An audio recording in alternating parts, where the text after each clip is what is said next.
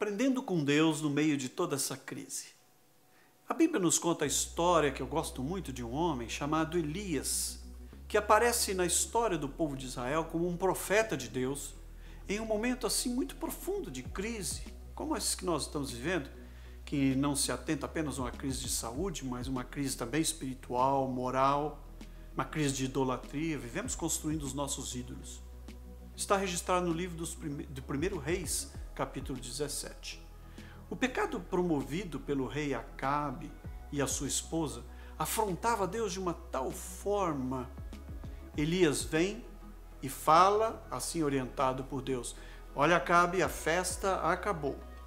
Ele diz ao rei que haveria uma grande seca, longa, difícil, por 3 anos não choveria sobre a terra. O plano de Deus é sempre cheio de muitas surpresas e mistérios, eu gosto disso. Ele nos conhece no profundo da nossa alma e sabe o que ele precisa trabalhar em mim, em você. Ele conhece detalhadamente, profunda e absolutamente cada um de nós. Tozer, num livro chamado A Raiz dos Justos, ele diz: não creio que Deus possa abençoar alguém abundante e profundamente até que esta pessoa seja tocada por ele, ferida por ele. Isso pode parecer estranho, mas eu posso testemunhar disso. Quando Deus toca-nos, nos fere, Ele nos faz ver quem somos, quem Ele é. Deus tinha algo maior para Elias. Ele ordena que Elias vá para uma região chamada Querite, onde Deus vai provê-lo de alimento, para se alimentar durante o dia, de água. Ele fica junto ao ribeiro de Querite. Ele estava ali isolado, aparentemente protegido de tudo aquilo que estava acontecendo. Lembra-se que disse, ele havia profetizado que haveria uma grande seca durante 3 anos e Deus o coloca à margem de um riacho. Traz alimento para ele. Agora ele, como eu disse, isolado, escondido, haveria de aprender a confiar em Deus. Aquele lugar chamado Querite é interessante até pelo nome. Querite significa cortar, colocar no tamanho certo. Quem é do interior aí ou que lida com madeira sabe o que eu vou dizer: aparelhar ou separar. O riacho de Querite tornou-se, eu diria, um campo de treinamento para Elias. Elias obedeceu a Deus sem hesitação e ele foi para aquele lugar. Ele não foi para lá para passeio, para alguns dias, passar uma semana, mas provavelmente ele passou ali meses. Aí há um versículo nesse registro que me impacta. Aliás, me impactou muito no momento da minha própria história. Acontece, diz o texto bíblico, que de repente o riacho secou. Você já passou por momentos assim? A conta seca, uma enfermidade que chega, como se formou e não consegue se deslanchar depois da sua formatura, aquela festa, toda aquela alegria profissional. Você é obrigado a mudar-se. A sua esposa ou o seu esposo fala em separação. Nosso país e o mundo é tomado por um vírus desconhecido, temido. Nós não sabemos o que fazer. Eu quero sugerir algumas coisas muito práticas para você, para mim, para você, em meio a tudo isso que nós estamos vivendo.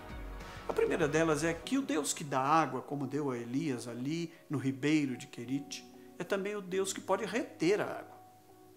Aquele riacho havia secado. Será que Deus mudara de ideia? Será que Deus se esquecera do seu servo fiel? Eu quero dizer a você que isso faz parte da soberania, do próprio amor de Deus.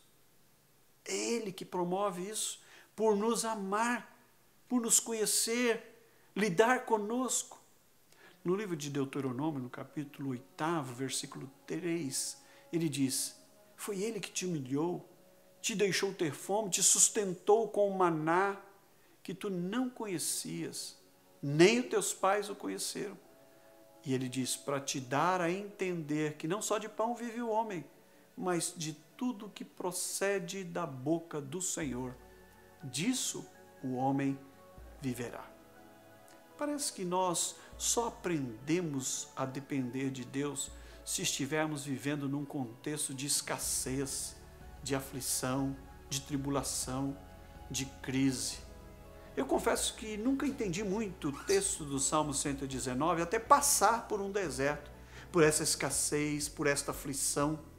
O salmista diz no versículo 7 e 8, foi-me bom ter passado pela aflição, para que eu aprendesse os teus decretos. Ele chega a dizer, para mim vale mais a lei que procede da tua boca do que milhares de ouro e prata. Eu li antes de passar por este deserto, esse texto e dizia, esse cara é masoquista e não sabe. Eu entendo o que ele estava dizendo. Nunca conheci Deus como o conheci no momento do deserto, no momento que o riacho secou. Os nossos sentimentos humanos nos dizem o contrário.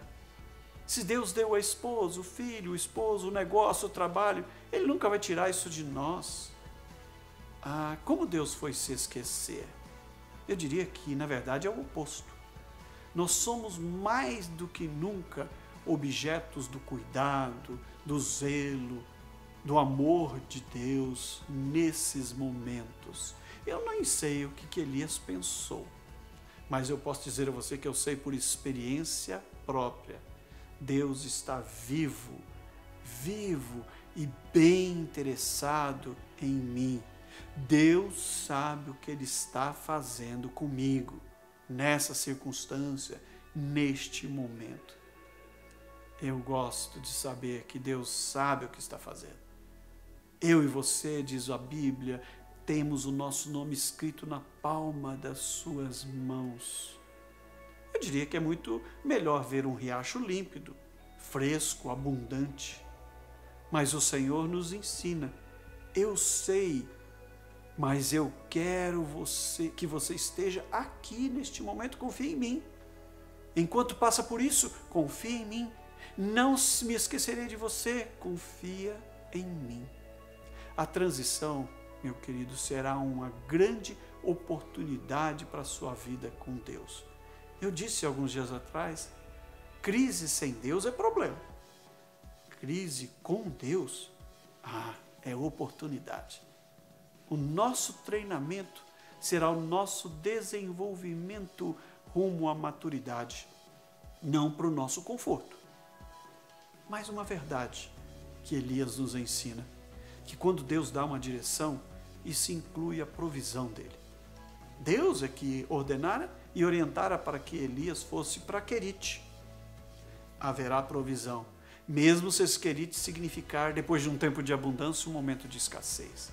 Nós precisamos desejar ser deixados de lado, tanto quanto ser usados.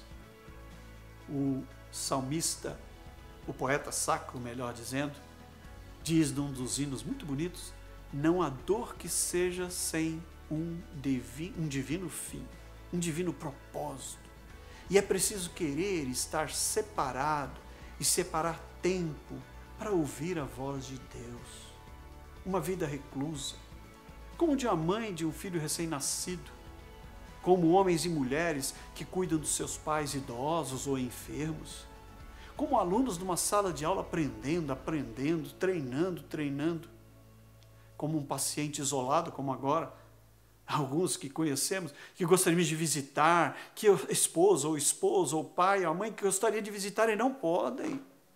Assim as lições duradouras são aprendidas, são momentos assim, são muito especiais, aprenda com eles. Deus diz a Elias, vá para o riacho, eu vou sustentá-lo. Riachos secos não cancelam de modo algum o plano providencial, cuidadoso, amoroso de Deus. Muitas vezes os riachos secos fazem com que os planos de Deus sejam nos revelados. Eu gosto de uma história que li certa feita sobre o gorgulho do algodão. Aconteceu na região sul dos Estados Unidos.